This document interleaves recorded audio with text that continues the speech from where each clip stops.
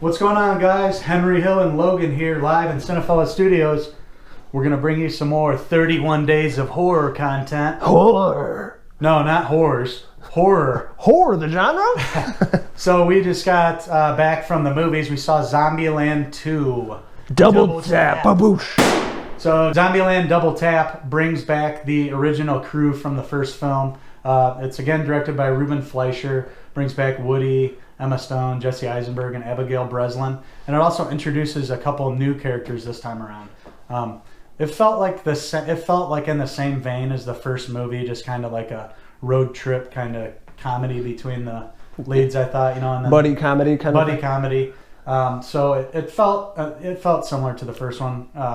But what did you like about this one? Honestly, I like the setup of the film. This is 10 years later. The first one came out in 2009. The introduction shot of these characters, slow motion. They're just capping a bunch of zombies in slow motion. The camera was on the it would go right around them. Yeah, and they'd kind of zoom into the zombie kills and exploding and blood and gore everywhere. The setup was just really awesome.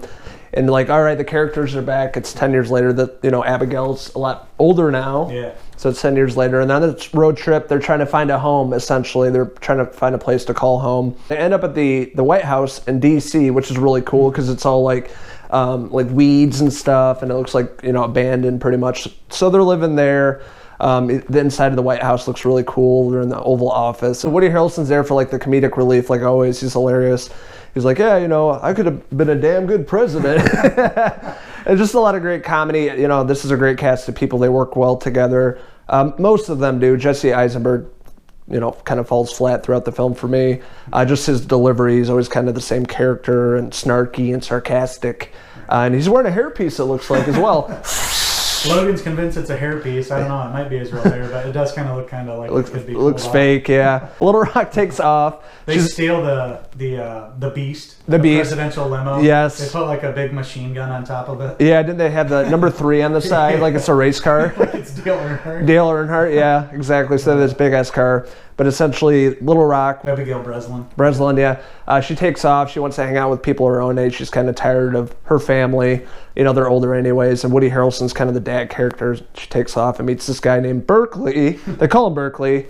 And he's like a hippie stoner, all peace, no war, no using guns. And they go on a road trip. And the rest of the cast is trying to find her. Or that sets up most of the story, is her taking off and the rest of the cast trying to find her. And then going to really cool places like Graceland, which is a huge part of the movie. Yeah. Elvis Presley, the King. The King, yeah. Woody Harrelson, Tallahassee loves him. He dresses in his old, what do you call it? Jumpsuit, white jumpsuit. Yeah. Elvis Presley has the wig, the wig on. Shoes. He's singing the song, and they go to this place.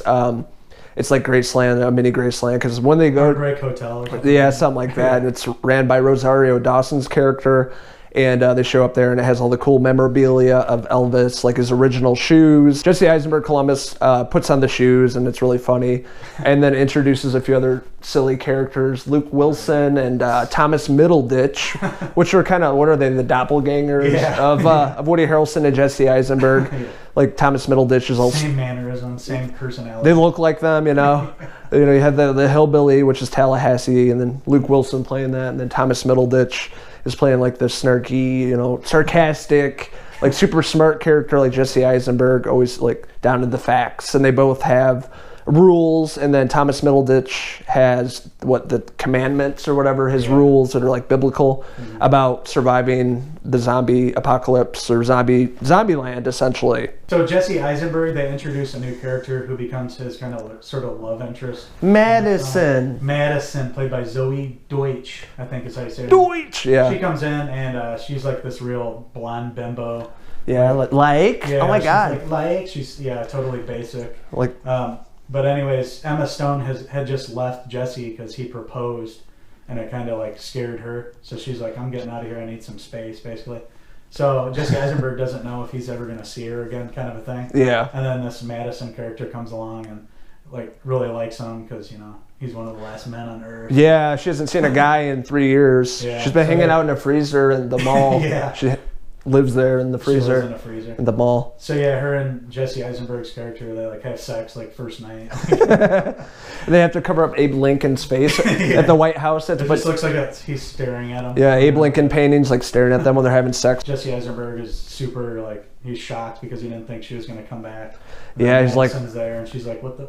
He's like, who's this? Yeah. You just proposed to me, now you're banging some bimbo? Yeah, and she basically like tells her right away. She's like, yeah, we had sex last night. It was wonderful, I think. She's like, oh, okay. So it's like, and they all have to travel together at the end. So it like pits all these newer characters and the older characters together. So it has like a little new feeling for the crew. Yeah, yeah. And Rosario Dawson, it turns into Woody's love interest. Yeah. And basically, as they're traveling, they find out these zombies have evolved and now they're like super strong. They don't die right away. You can't just shoot them twice real easily. They just keep coming. They're more vicious. So they jokingly call them T-800s, just like the Terminators. Yep. It's a little nod to James Cameron's Terminator movie. Yeah, they say that throughout the film, but they pretty much are. They're like unstoppable, and they're trying to figure out a way to kill them. Like there's this scene with Woody Harrelson. Tallahassee puts like 100 rounds in this zombie, this genetically modified T-800, and it just won't die. So they're like, what are we going to do? How are we going to stop these things? So it leads up pretty much to the end of the movie of all these super zombies and where they end up in Babylon or Babylon. Madison calls it Babylon. Let's go to Babylon if it's Babylon. Yeah. They all end up there and all the zombies show up. They all show up. There's a cool scene. It reminded me of World War Z. Yeah, it did. The zombies like climbing. Yeah, it's all CGI. You can tell there's like climbing. They're like super fast, and they're like, how the hell are we going to stop them? Right. And it leads up to the very end of the film, which is pretty cool. I like how they ended it. The final kill scenes. There's a lot of great kill scenes in this, by the way. My favorite is this one in Italy, the kill of the year. But at the very end of the movie, how they kind of put their heads together and figure out a way to kill all these zombies that are attacking them. It's pretty interesting. I like the way they did that. And again, the final kill scene was awesome with Woody.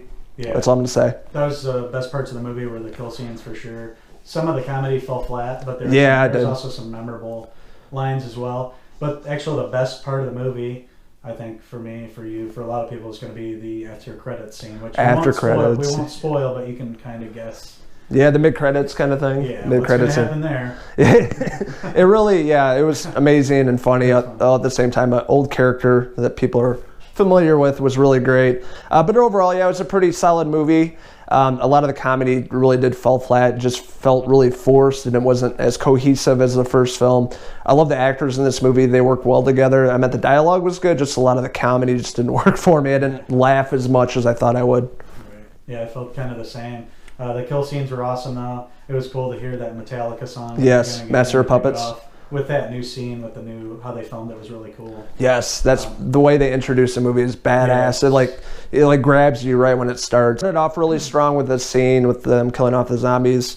Slow motion, the camera work, cinematography, score, all that was really well done, and it kind of lost its momentum from the second to the third act. Yeah, kind of dragged on a little bit. You didn't really miss much in the last half hour, really. It wasn't a long movie at all. It was only about an hour and a half. Yeah, hour and a half. But yeah, honestly, that last after credit scene was the best part. Best part of the movie for sure. And the ending and the beginning of the film, the in between, not so much. We're gonna give Zombieland Double Tap a 3 out of 5 Jesse Eisenberg hair pieces. So overall, what did you guys think of Zombieland Double Tap? What did you like about it? What didn't you like about it? Let us know in the comments below. And don't forget to hit Logan, subscribe. This is Logan Myerz and Henry Hill signing out from Cinephellas Studios until the next video review for 31 Days of Horror. Cheers! Wild ghouls.